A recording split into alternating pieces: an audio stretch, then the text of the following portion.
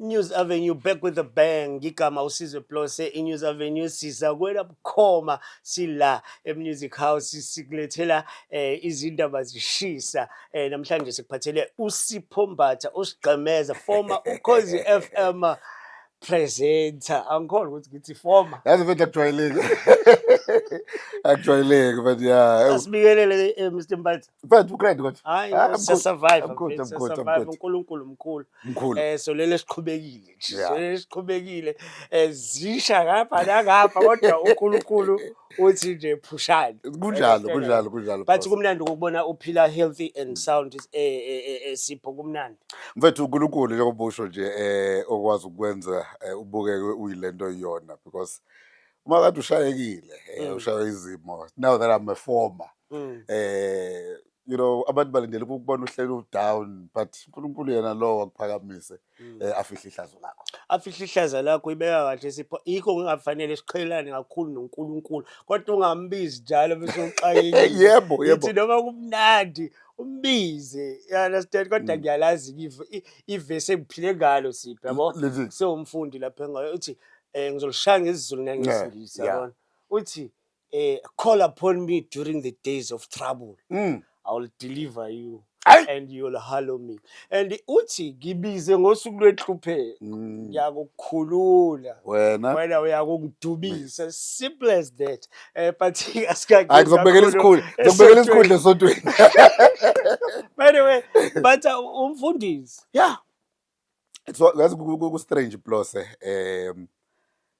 ukuthi from clubs to a pulpit just like that umfundisi wayishaya le transition yazi ngiyawubuza lo mbuzo ngiyazi ukuthi khona abantu bazothi hawu yazi lo msebenzi wethu the way obuye ube stupid ngakhona ufana nokuthi siyafika bulawela amalungu omndeni yes but yazi ukuthi bowubuza le mibuzo yethu ubuza ukuthi kodwa ninjani ngemuva kwalesimo senzekile understand leyo lizizwa ninjani kunjalo obvious ukuthi kubi konakele understand leyo but it's one of those things it's one of those fields ekufanele siwa accommodate singawabalekeli futhi ngoba uma ubheka plus nabafethu ababukelayo istory somuntu uthola uzoshare sami story thola mhlawumbe khona umuntu ogowa through into efanayo naleyo ngokuzwa ukuthi ngihlaliswe ikhona ukuthi ngiyambiza ngeinsuku zenhlupheko yena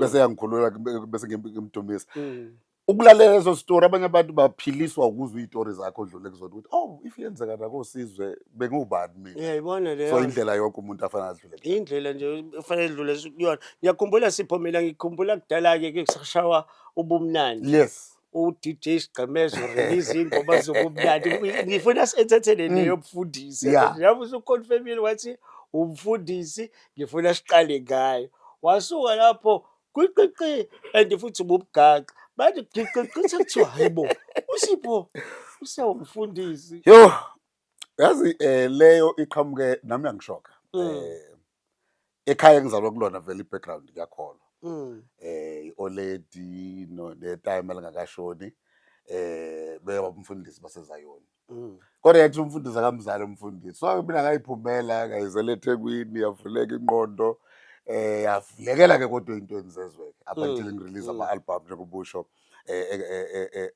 engawa release abantu abaningi bawasupport abawathanda ngadlala emaclubini njalo but bayisefika uNkulunkulu and ufika futhi nge-right yabona umbazo DJ ukuthi sometimes ukudlala endaweni ezo4 usuku olulodwa udlala ngesonto endaweni ezo5 and then wenza imali right ayilafika le voice ethi mawucabanga ifame noma igama ke olinalo uthathe just like into ekhuluma nawe ngaphakathi I know from kuwena uNkulunkulu but to cut the long story short wathi ngiyakuthuma ukuthi hambe yoba iambassador yami utshela abantu ukuthi mina ngiwukhanya ke mina ubumnyama abukho neze uma uhambe ekukhanyeni uJesu Kristu athi uyikhona ngeke ubhekane nobumnyama and I was like no but kwasho ukuthi ke fortunately ingithole sengiyekile ukushibiza at that time because ngaqala nje ngokuba sobha qala kayeke ukushibiza and ngahlala futhi ngingashibizi because I remember abangani bami I know ungayi clubini yodlala DJ Siyanda kaphuzi koze ngefani ngikubona ukuthi basho into enesense ngaya but lokishilo le voice ukuthi no awusabelong yabona ozoyibeka akisho ukuthi amaclub awubumnyama but wayibeka kahle kani ukuthi it's either you are on the left or you are on the right ayikho imiddle ayenzele example nje uma ngcwele something deep spirit ukuthi for example ingane ezikulalela eradioweni ngane hamba kithi kwaceza ithi yafika kwi-freshers ball or whatever yenziwayo esikoleni sayo ibona ubuso bami bukhomba ukuthi ngizakhona uyangithanda bevuka ngami eradioweni kuseni nomama nogogo ngoba siqala sithandwa abazali babo abazali bayivula iradio phambi kwabo up until ingane ezisithanda wathi le ngane bese iyasuka ngoba izwe kuthuka ukhona iphumele emakhaya kithi kwaceza ize kule ndawo God forbid bayispark idrink yayo mawucabanga ivuke la ivuka khona whatever happened bucabanga ngoba nodonsele ngane wayiletha lapha athi mina wathi exactly now I wanna see your face ma poster angadonsela abantu in that place ongasekho kuyona mangibona ubuso bakhe ngibone kuyi-poster edonsela abantu to that other place. So this is where engangathi ukudebate nayo enhlizweni yami nasemoyeni hayi lafika ithuba lokuthi you know what it's about time ngayiyeka useconvictile manje sengiconvictekile ngoba wathi ngizonenza abadobi babantu exactly ngilandela wagcina sekwenza abadobi babantu. Follow me. The first step is to follow the making yenziwa uyena. All you have to do is to follow him. When you follow him, he will make you the fishers of men. And now ngibadobele endlini yakhe esontweni man ofuthi into enhle lezo kakhulu ngoba ukusonta kunobulungiswa kunobulungiswa ngiphoza ngabomu kunobulungiswa ngoba esinye izinto zakhona siyayifihla mina let me not hide ukuthi after that akazange kube mnandi because whatever the amount oyenza emaklabhini yayingasangeni kanti siya towards i-COVID kwavalizwe blose I lost everything COVID ukuyeka ukudijaya kwavele kwacombineka kwahlangana yathi noma isiphelile i-COVID sekubuyelwa mina ngisekho lapha and lapho ubona ukuthi yasuthini mangaya laphana lokho uzosekhona ungasayiveka ngambe ngodi wadecide ukuthi kumele ukwazi ukubalansisa ukuthi iliphi izwi oluzwayo ngoba ikhona indlela ebukeka iyinhle emehlweni omuntu only to find out indlela zayo zokuphetha kokufa abona akabona yakhe ngiyiluzile let it go and then ngaqhubeka kahlala khona. So as much as ukukholwa kunobulungiswa nathi kumele sibe nobulungiswa singenze ngathi wathi wangena ekukholweni zonke izinto ziyahamba akakwazi uNkulunkulu ukuhamba nawe ekazange azakutest eqala kuba nezilimo kumele kube khona izimo ezifikayo ubhekana nazo uAbraham izothi iBhayibheli Abraham believed God and it was counted to him as righteousness. Wakholwa uNkulunkulu kwabalelwa kuye njengokulunga. Akwenzekanga ukuthi wavuka ekseni eseneminyaka eminingi esemdala lethi iBhayibheli engenawo umntwana. uNkulunkulu wamnikeza later. Wathi wathatha the very same umntwana umthole kunzima uyonikela ngaye phezulu. Mayivume ehamba before asebenzisa ummese waqhamuka inqamba kwalatizwi miyeke umntwana naye inqamba. uNkulunkulu will test you kuqala before ahambe nawe uzuzubalelwe njengokuthi ungolungileyo. Sahleli nayo sigqemeze uSipho Mbatha former Ukhozi FM presenter hayi ukhona la e-studio sikhuluma naye about this and that. Yes. Uzosichazela futhi nale journey ngicabanga ukuthi uyilangazelele ufuna ukwazi bongayo futhi uzositshela akukho okuzosala ngaphandle. Sahleli naye ke uSipho kule nto yokusakaza ke ngiyakukhumbula kudala uke waba nako Vibe FM. Sasenawe abantu abangayazi ngoBlose ungokuqala umuntu wahlala eflatini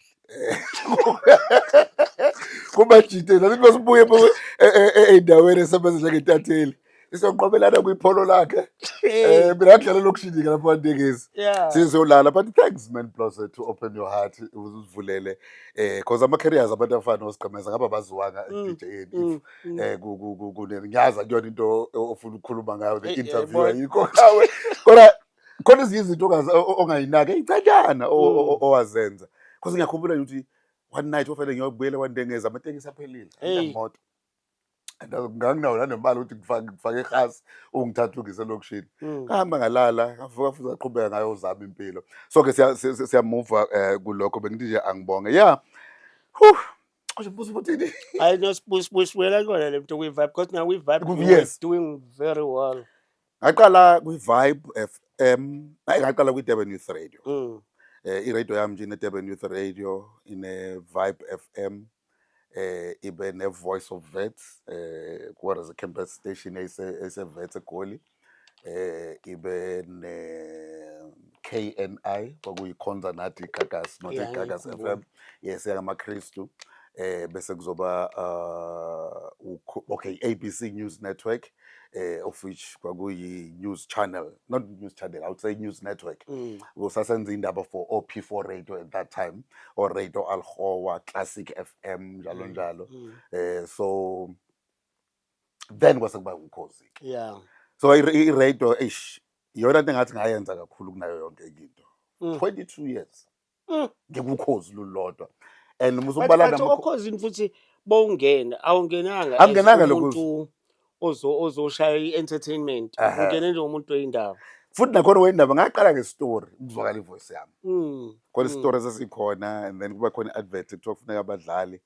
Because idea yithi as soon as uthola leya access card ungayidedeli. Yeah. Nayo i-blinders nayo namajita ukuthi. Thola i-access card ngifake SABC ungayidedeli. Good deal. So ke ngangena ke ngizokwenza i-drama. Suka lapho yaphela i-drama phela urecorda lezo sikhashana lezo. Bekuzwa abantu eradioweni but bakhona into ethi no man. Akakaphelile because kunalo mntwana ongaphakathi ufuna ukuphuma ngaphandle. Kwavela i-opportunity yakwa-news ngaqala ngayindabeni njengobusho nje. Ngangifuna indaba ngisha uqeda kana no4 months ngilapho because okuyi-contract ka3 months kuphela nganginikiwe. And nakhona kwakhetha ukuthi ngichoose because ngaye ku-interview ngayifeyila leyo interview. Fathola intombazane umphefumulo wakho uphumule ngokuthula sawashona. Mayiphela i-interview ngayiqhubekela nomsebenzi wami ngisepine town esinye isitolo nje esidayisa ama-battery. Dayisa ama-battery. Funa i-battery le-wash ngakutshela wonke ngoba laptop ngikwazi ngekhanda. Bese yafona uThabo Mfukeng wayi-editor edeskini lakwa-news. Uthi listen, khona umuntu oya kwi-maternity leave for 3 months. We were happy with indlela ophendule ngayo kwi-interview, but it's just that khona yedwa bekumele athathwe. Yeah. So leyo ntombazane waba ahead of me. But kukwena ukuthi ungariska uze because angikuthembisi lutho after 3 months. Uyeka umsebenzi opermanent onawo. Ongawu 2.5 nje ngake right u2500. Ongalisa ekhaya. Aleza ekhaya. Ngapha ngithi salary yami izoqala ko7. But 7,000 for 3 months. 2.5 that is permanent ungasebenzi igama. Kodwa lo 2.5 uzohamba. Uza ngento ya. Wokukhava, wokukhava futhi. Yeah. Ayi lapha ngathatha khona decision ngathi outing here, if I die I die, if I perish I perish. Ngaya by God's grace ngiyakhumbula nje ngangise lifting ngibeke yofunda indaba kanti kuzongena ubaba Bhodloza uNzimande. Wathi hey wena umfana ngambatha ngithi yebo. Sabethathile lapha ngithi ayicala ukuthi ukubebhethe. Vele inhliziyo yami ikhona.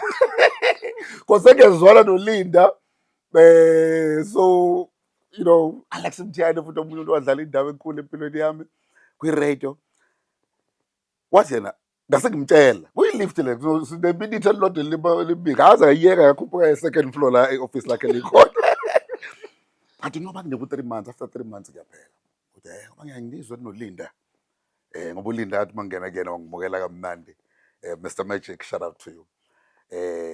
Ngacela sengicela ukwenza some sort of a gossip kwi-column yakhe mangiqeda ukufunda indaba njalo. I think kwama Mondays I will say ukuthi Beyonce wenzeni what. And then waphila nalo 3 months. Totally off. Uthi ukhozi. Sugabha uThabo man. Ugabha uThabo manje. Futhi kanti bangiyakuyena wathi khuleka. Khuleka. Ngiyazi uhulumeni manje Mfukeng. Ngomunye umuntu wadlala indima enkulu. So ke kwase kulula ususuka kwi-department yakwa-news and then usumuva ngala. Nakhona ngifika ngayosebenza ngayosakaza straight. Ngaba uproducer oqala kaLinda Sibiya. Nomunye insizwa kuthiwa uMusa Msobe iproducer uSefatha ekuseni.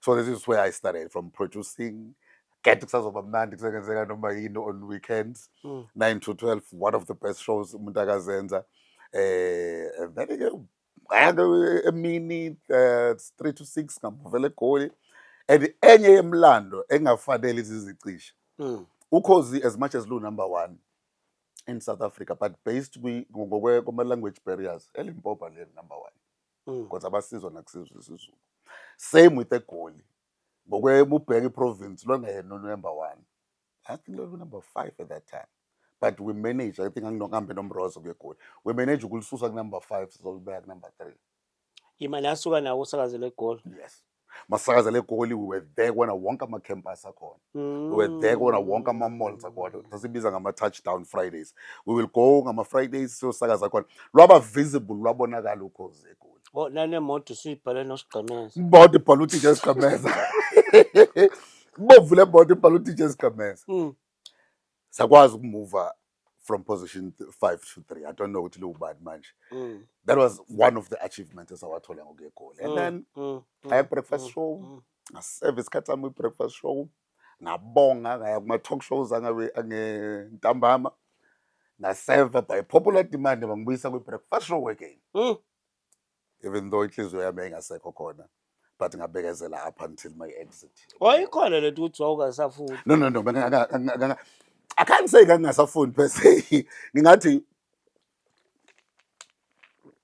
ngase ngingasafundi right ngasafuni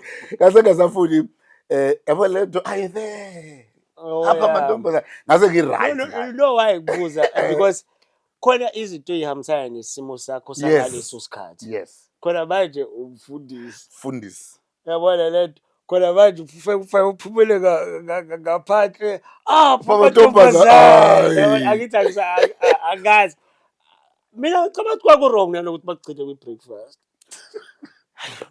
because I mean umfundisi manje khona izinto obviously engicabanga ukuthi uzoyiphula kancane understand khona sizo raise ama eyebrows how uthini manje umfundisi understand that breakfast show inokwenza I mean mfethu ube yinto ethile yeah abekwenzeka shebe bekwenzeka but vele ukhumbule into ukuthi musuke wangena kuloya mnyango westudio sangena umsakazo then umfundisi bephutshuka ukuthi umfundisi akufuna uqamba amanga bake wangena umuntu mhlawumbe nenkinga ekhona vele ngibona ukuthi yazilethe idinga umthandazo vele nje you end up saying hayi uNkulunkulu abendawo because ekugcineni Ukhozi noma ngithi SABC awu promote inkolo eyodwa zonke lezi inkolo lezi zelingana ngokwepolicy yabo yezenkolo so angeke kwabe ngathi uzophusha iChristianity kuphela so nabanye bafanele ba representeke kwesinye isikhathi ubeza leyo nhliziyo nje ukuthi mhlambe kwangisiza futhi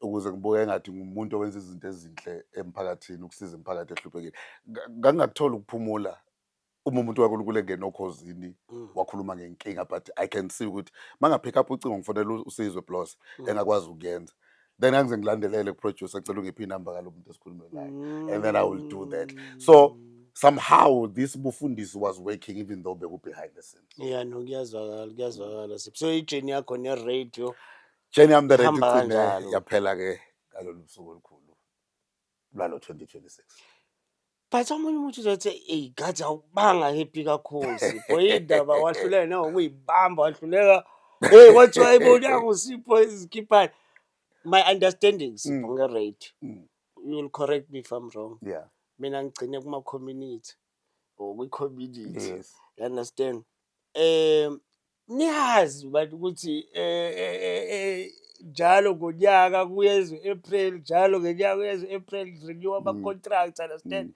it's like mina bengine thinking yokuthi awusiphuya or nombani umsakazi uyazi ukuthi nje come the 1st of April kuzoba nama changes or nizo negotiate ama contracts ngo February you understand why then this halubalu after usulokuziwe nginempendulo embili one uvalo ukushaya uvalo lama contract I think lokwenza lokugcina kuye 3 or 4 we're talking about 22 solid years Ukhozi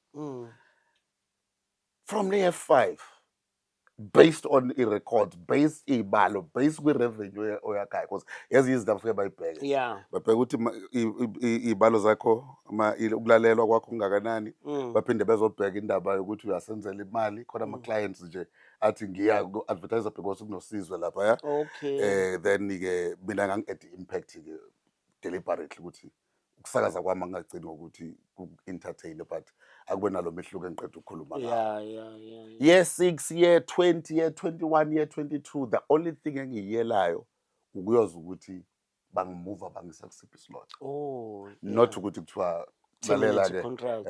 ngiyakhumbula igama abalisebenzisayo so abeka phansi amathuluzi. Yo. So abeka phansi amathuluzi. So ngiye futhi nakulonyaka because yonke into ikhona.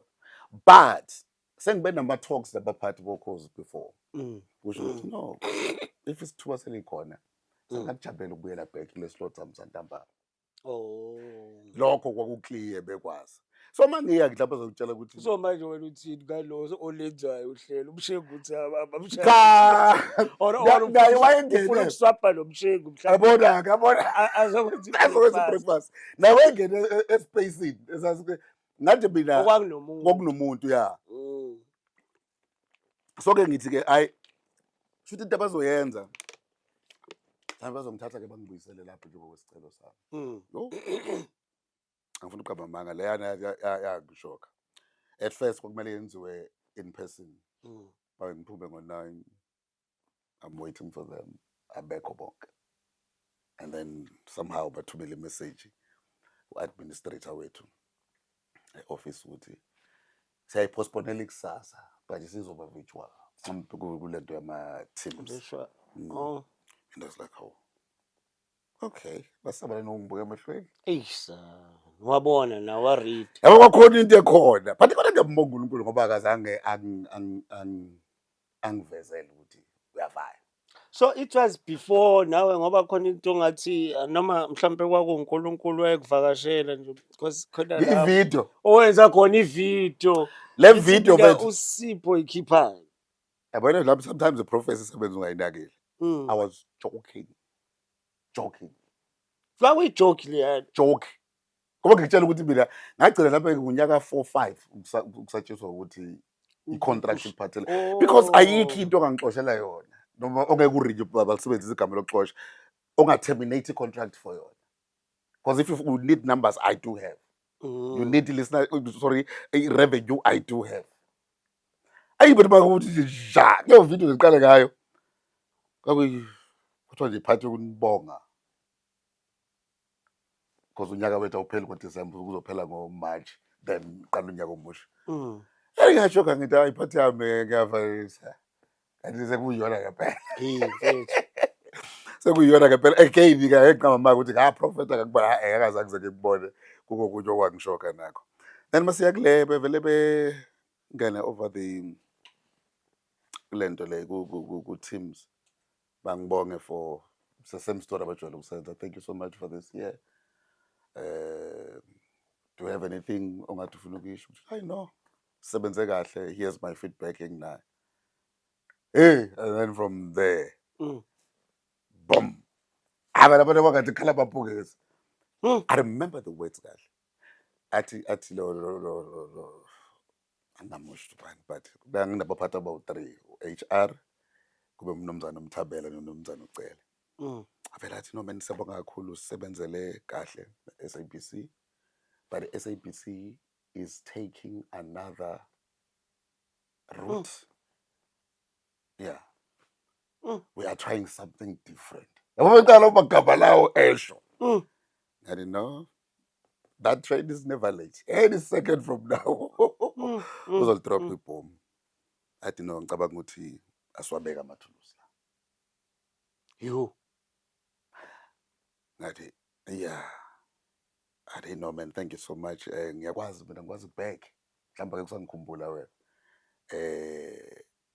Ilezi ntwana ezincane ezayifika lokishini ngangirecorde nje i-album yami yokuqala. So nje no sebenze kakhulu and then bashintsha ama-10 kuze kufike u-HR. Thank you so much Sipho. babe besho konke lokhu bekubonga angisezwa lutho. Yo. Sengigathi ukuthi ngi-eda nini. Uvalwe ifoni. And I don't want to be rude futhi ukuthi ivalwe nini. Sazaqeda ukuthi kodwa kukhona ufuna ukukusho. Unfortunately akukho, but I just want to say thanks to SABC for years. Engwasevile, even though ngebona babengiqashile ke phela because they wearing icap ya SABC. Thank you so much for iminyaka engiphe yona. Thank you so much anginalutho. Wavala ucingo lwakhe waphela. Ngihambe ngiyohlala phansi. Makhela phansi ngilalela kahle. Sengireview inkulumo. Can notice ukuthi kunento ezu3 4 abayibalile. One, ukuncoma for umsebenzi omuhle owenzile. 2, i-SABC ethatha i-direction ethile, a certain route. And okwesithathu uyihlaza kakhulu lokho. Ngisaba nokusho ngokuhlonipha i-SABC. But ngizonika ihint ukuthi basebenza amagama kanjani. Hey, bese ngivele ngithathe ngibhalele bona or ngibhalele umphathi waseGoli. Ngithi ngizokuthiwa nishintsha indlela. Do you guys think bengasafit mina kule strategy sihle entsha ekuyiwa kona? Ngisho lokho ngani ngoba ukuphuma kwezibala think wagcina ngo2020. Awukwazi ukusukela noma imuphi umsakazi umtshela ukuthi udrophile. Zingekho izibalo ezikhona. Ayikhona. Azikho. Ngimsendele kuphela isonto engangiphendula bese ngiyamfonela kwi-weekend. Athi hawu mina ngazi ukuthi wena uyicelele. Yo. Ukuthi uyahamba. Kanti mina go check i-email yakho. Ngoba ngimbuzela ukuthi iyiphi le direction ethathwa SABC engasafiti accommodate. Okay, let's say breakfast vele bese ngigrade ngayo. The talk shows ekwafunayo because ngale background yeyindaba nje bathe ngivule ngayo. Why kungenjalo? Athuke lo mphathi waseGoli. Athi angiyazi mangazi wena uyicelela. Hayi baba ngizokufonela manje kodwa awuthi ngibafonela. Ngihambela likhombe eThekwini ucingo. Lusaturday. iTheku libuyele kimi. Ngithi uyakhala ngithi mina no. Ngikhale with email ende ngicela ukuforwardela leyo email leyo. Bese uyakwazi ukungiphendula. Ayibuka ayifunda. Mayise buya sesiyashintsha istory. Akusayona iSABC because bangithi babethe iSABC eqaleni babenza ukuthi kube ngathi abantu baseGoli abathatha idecision njengaleyo. Should angazi ukuthi iGoli lathini kuthiwa no yithina okhosini esenze njalo. Ngithi 2 angifithi yini because sengumfundisi. Are you discriminating against? Yo. I know. Mhlambe mawusizwe kanjalo. No, we were wrong, but it's got nothing to do with that. Hey, bese le embarrassing sizwe. Abarelaya kuyona. I don't even know how can I put it kahle in respect for 22 years. But I'm not going to use their own words. No sibonile ku social media 2 or 3 wama comment in post ukuthi ngathi awusafuni. And awuvelaka lasekhalandini that proves ukuthi awusafuni. And 3 lokwesithathu ngakathola sengikhuluma nabo kwesibili because ngaba nama conversation awu2 now. Okay, when ubhayise into kuna noma ubani of faceless because abantu ababhala social media some of them futhi uhlalele lapha hlale khona ngabuya nje meme ethi me fighting with celebrities. Uyilalele ngenyawo zakhe engcolile bawuyimeme of course. Kethi do you think management ingahambe yobhayisa ukushintshwa kwecontract yomuntu based on i-tweet nje ebhalwe uSigqemeza? What if ukuthi umuntu ongangithanda vela suku abhala athi urapile? Should you just jump and say you are fired because somebody else wrote? Should banikwe instruction ukuthi fanele banegotiate nami again? Banginike kuthiwa ke ayi sicela ukukunika ishow ya Saturday. Ngathi ngayisho bese phatheke kabi wenzayo manje. Uzobona ukuthi uthatha ama leftovers ayinikwe omunye umuntu. hey ngihambe ngilalele le show, everything ekhona it's recorded. I've got only 45. Ngathi mina, you are as good as your last show. I will never accept that. Ngabuya futhi kubona ngabatshela ngathi, thank you so much for offering me, but I'll rather go with my dignity intact. But lela khadi sigcimela. Ileli yakha kodwa ke plus laphana kwase kumele kube i-decision yokuthi abanye abantu abalaleli babengazi bebezongijaja ngokuthi out of 3 hours vele khuluma 45 minutes futhi akhona ngeke ngikhuluma 45 minutes because fanele kube ney'ngoma in between. Abazi ukuthi i-structure I see 3 hours. Sure. u-2 u-2 bebefuna ukuyenza bewu-3 akazi uma bagcine beyenzile. So that's what kwakuyi-hook up ukuthi we'll make it 3 hours. Hayi navele ngathi no thanks manje ngabuya nokunye because kimi nakuyenzanga isense uma wenza 3 hours because lapha uholelwa ngama-hour asebenzile u-2 hours njalo. Shuzo benginama-hour amangaki mina 2 per weekend 2 for 6 8 I'll get paid for 8 hours. Ngathi angeke kuyenza sense. Akunabhondo ongayikhokhela ngalento, akunamoto ongayikhokhela ngalento, akunampilo yakho ney'ngane zesikole ongayikhokhela ngalento. I'll rather ngingabikho kwi-system and then ngifune into ephathekayo. So kwaba kanjalo-ke but kuleyo meeting leyo.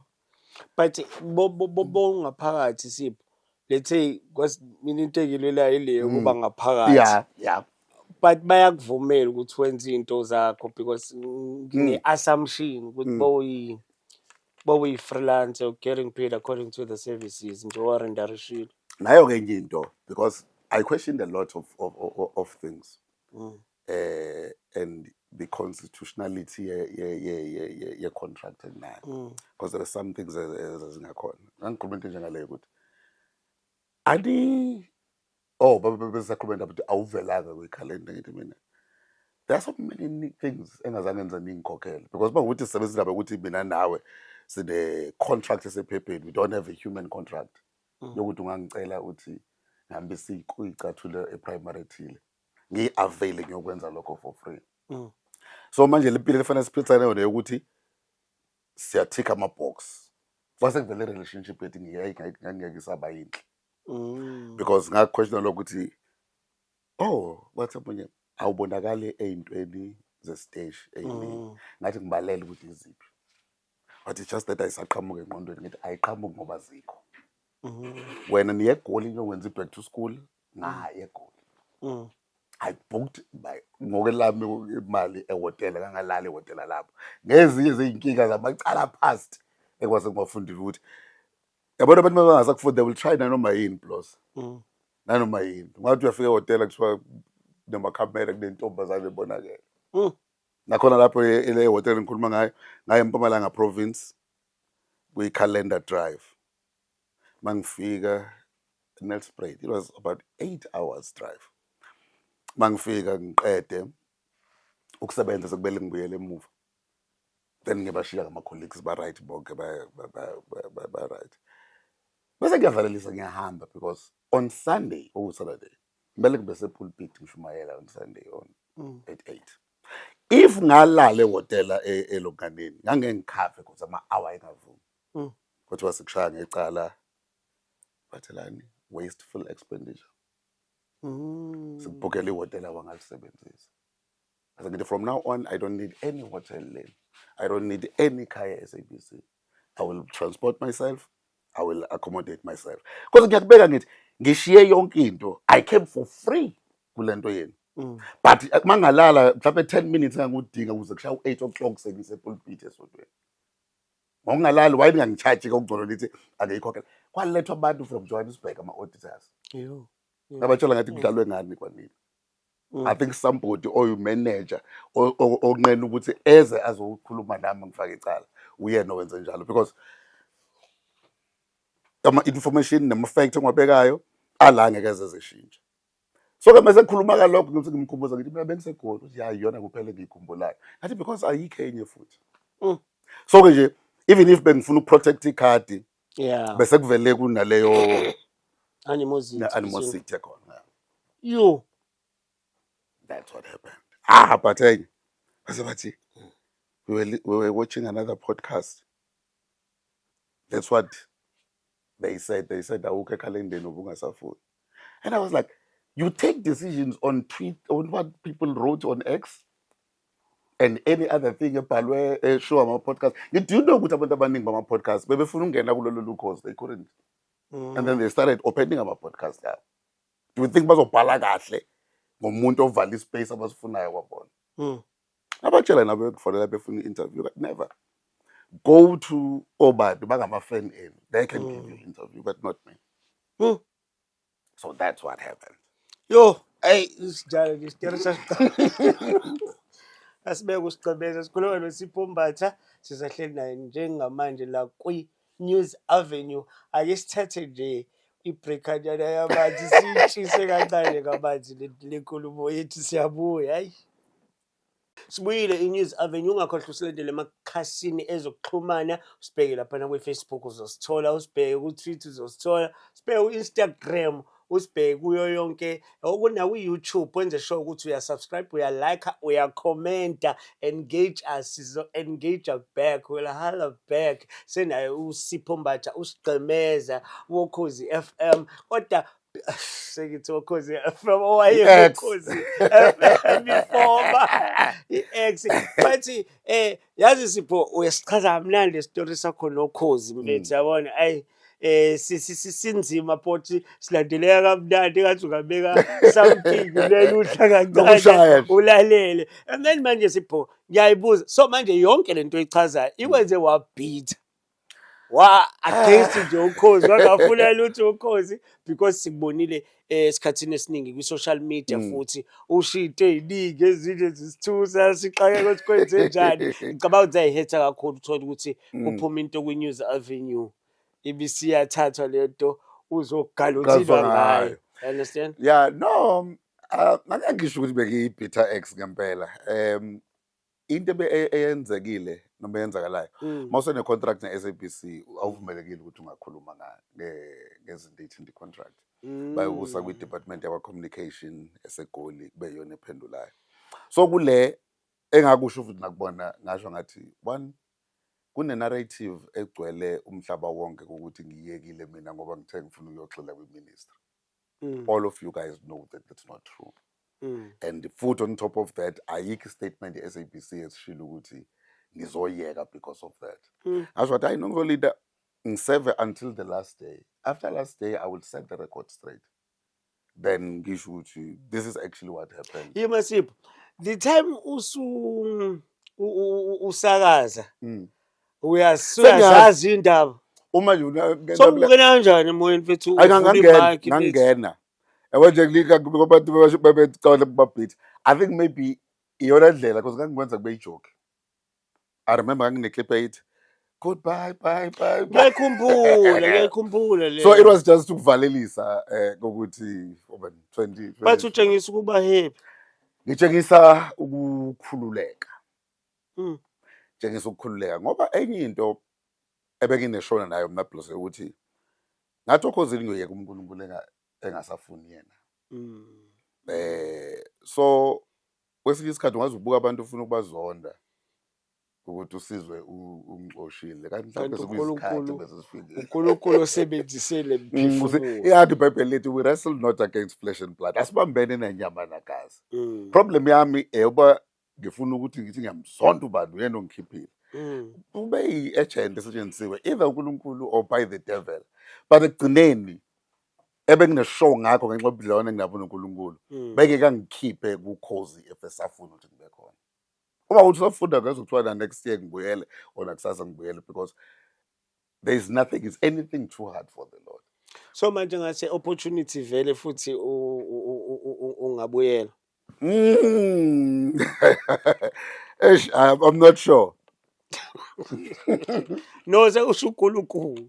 Abakusho uNkulunkulu, yes. Bakusho uNkulunkulu, yes. But they basebenza on my terms. Usho.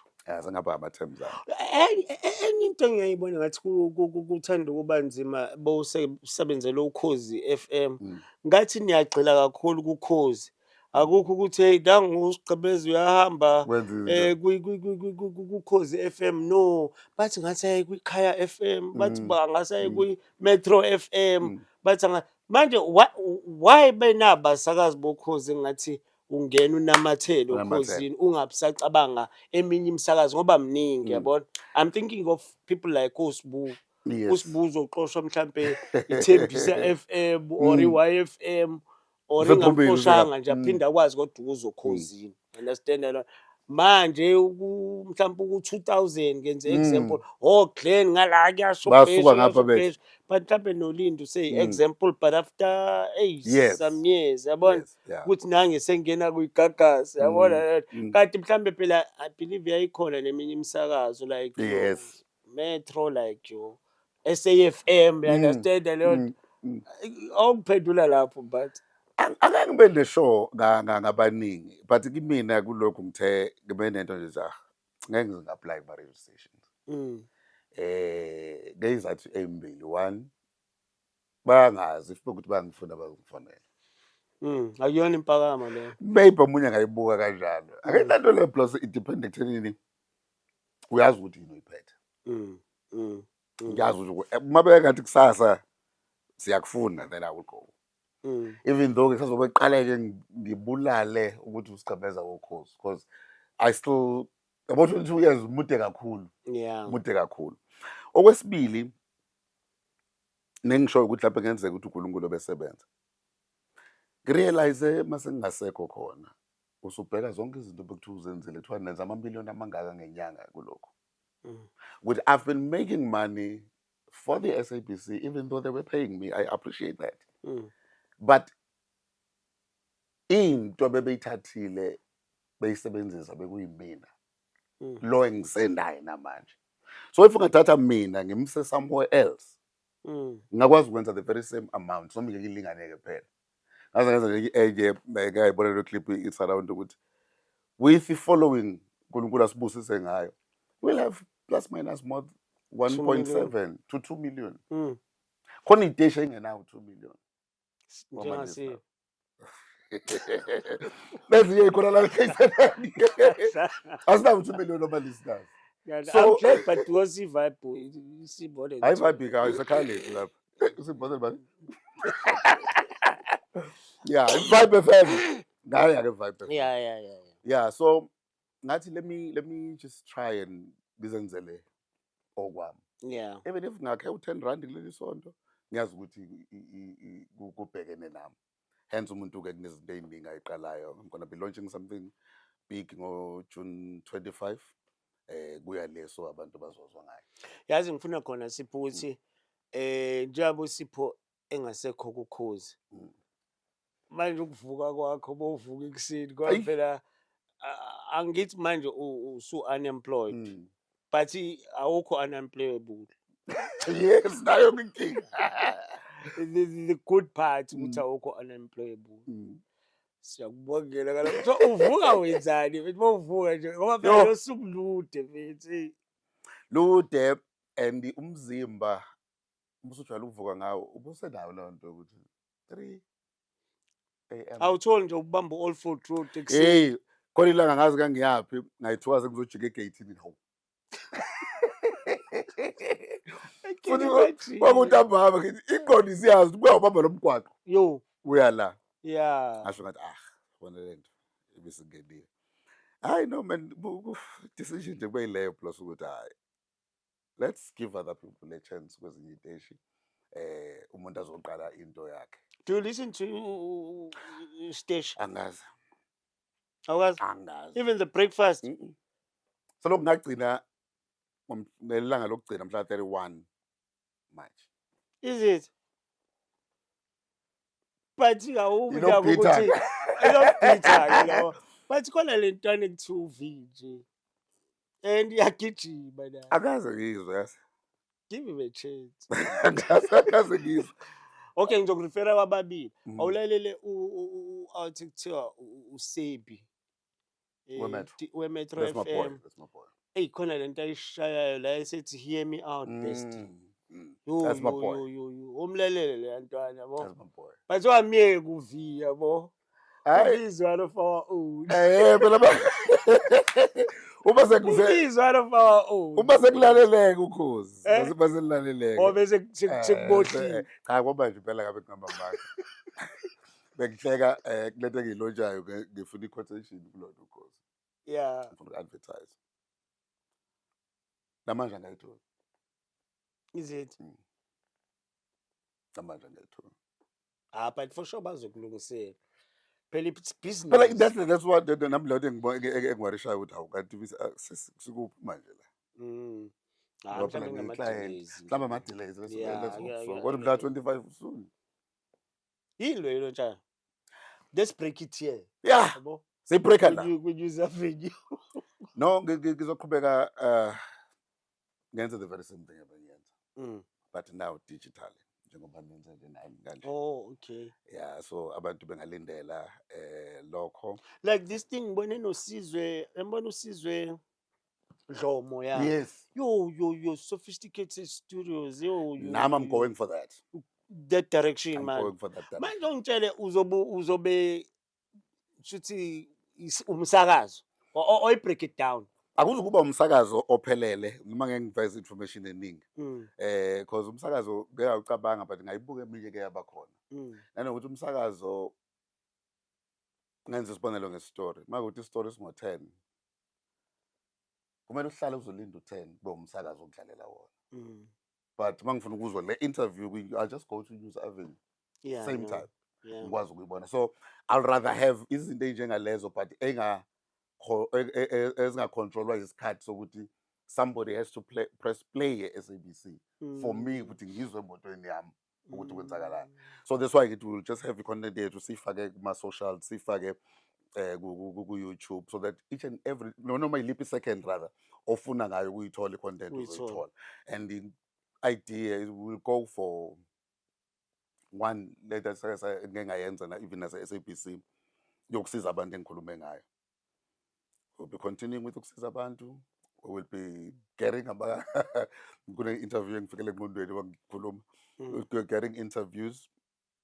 That's abanye abantu abangafuna ukuyibuza noma besingenayo i-platform yokuyibuza la engibuya khona because of ukuhamba phela kwamaqanda kanjalo thizeni. So la ngine-platform yokubuza nanoma yini efuna ukuyibuza kunanoma yiphi guest. Yazi Sipho ngicabanga mhlambe enye into ongayifaka futhi yabo. Mhlambe mina ukuthi angikho kakhulu anginalo ulwazi oluningi kakhulu ngomsakazo. Yeah. Kodwa ngiyafisa sibe nesiteshi nje sizobe sidila nama news nje.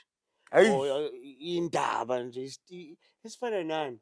Esifana ne-SAFM yabo lapha 702. Yabona something of that sort mfethu and then sibuyise manje lo asigqemeza futhi understand le nto interest ey'ndabeni ukuthi usilandele bonke labantu bekwenzeka izinto ey'thize khona manje khona lento yamalema ne-march and march asitholi iposition yomalema ukuthi ngempela ithini simthole azokhuluma especially ngolimi lwethu. Yileyo nto nami engiyifunayo. No iplan iyalapho Sizwe ukuthi really kunabantu abane-information nolwazi esigcina ngokuthi sibuke lawo maklepanyana amancane besho ungazayo mhlambe umhlonishwa imalema nento enkulu angayisho. Exactly. Given the opportunity then uzokwazi ukusiphendula. Bana awusebenzeni Siyafinalize nje soon. Yeah, siyafinalize soon. And I'm glad ukuthi i-News Avenue siphi opportunity ukuthi sikhulume ngayo abantu belindele umhla 25 June. And abantu abazi ukuthi uSipho busy ngani uSipho akahleli uSipho akabhekene nepulpit kuphela ipulpit sharp but kudingeka namasenti. Namasenti. And futhi sengalima. Usuyalima futhi. Hawu ngikubone kwi-conference yako-agriculture by the way. Yes, ngike ngabuka enye into ekhona even though lo nyaka bawubiza ngonyaka we-youth. Ngabuka imihlaba Awusisiyona i-youth? No. Sekuphethe kakhulu. Sekuphethe kakhulu. So ngabuka amakhaya amasimo esinawo. Hayi yabo nje la conference umuntu ufunda okuningi. Oh, there are so many things ezikhona. Umuntu angazenza so ngiyafuya then ngiyalima as well. Mfethu yasebenza. Yazi mhlambe ezinye izinto ziba i-blessing. Mhlambe nje lo uthi uxoshwa Khosi. Waxoshwa noma wa-resign. Yaba kaKhosi uthi lixoshwa. Hayi no ngoba bethi nga-resign cha nakulona iqiniso. Or ubungekho ey'nhlelweni. Ey'nhlelweni zabaphathi yes. Hayi bangichitha ngempela. Kwathi kuwe enhlizweni yami yeah. So manje ukuthi going forward Sipho ufocus manje kuSipho. Now ngifocus Or kuSipho. usuyanqena yini ukuthi uqashe because you still young ukuthi mhlawumbe uphinde futhi uthole umsebenzi somewhere. Ayingeke. Bekhona ama-opportunity njengalawo amaningi awe beku-government. Manje uthi uyabheka ukuthi uma usizwe engafika ngaziwa yena esehamba. The next person ozayo. Sengibona futhi lapho uyohlala nje. Yeah. 9 to 5 nje 8 to 4. Yaze iniphuze elibalekile lelo sometimes ngezinto zo government because ufika uthathe umuntu. Exactly. Hey kungena imonster. Ifika anginafuna ukufika nabantu bakhe. So yeah, iphimba lami basazolizwa because other than le ade ngikhuluma ngayo I'm still istudio sethu sakhe ukuthi sikwazi ukurekhoda nezikhangiso. Oh yeah. Omasipala abafuna ama-advert. The trusted voice is still there. Uhulumeni udinga ama-advert, ama-companies adinga ama-advert. So besiwenzela konke lokho estudio sethu.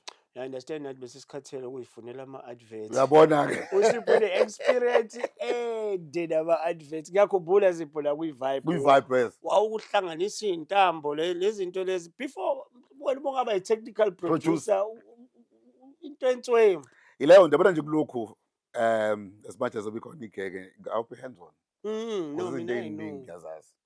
Ngiyakhumbula na kwi-Vibe kwangishayela enye promo nje strong. Sise Pine Town. Hayithi. Yeah. I no. Usipanile Sipho but I think mina nje into engakufisela yona ukuthi all the best kuma future endeavors. Hopefully uNkulunkulu at least usunayo. Yes. You understand that awufani nomuntu osamfuna. Yes. You understand that usunayo mfethu kuzohlangana. But do me a favor. Promise. Yes. Listen to V. Listen to me. And uV usafeaturisha Umroza. Your colleague, yabona. So bongazama nje ukuthi uyilalele le ntwana. Aphela yona yenze lutho. Apply ijob yayitho. Balekela uthi uyangena emotweni yami. Kuba uV. Yabona manje ukuthi ngixabanisile nawe yabona. But anyway mfethu Sipho all the best mfethu. Thank you so much. Siyabonga kakhulu sibongela abantu ababukelile.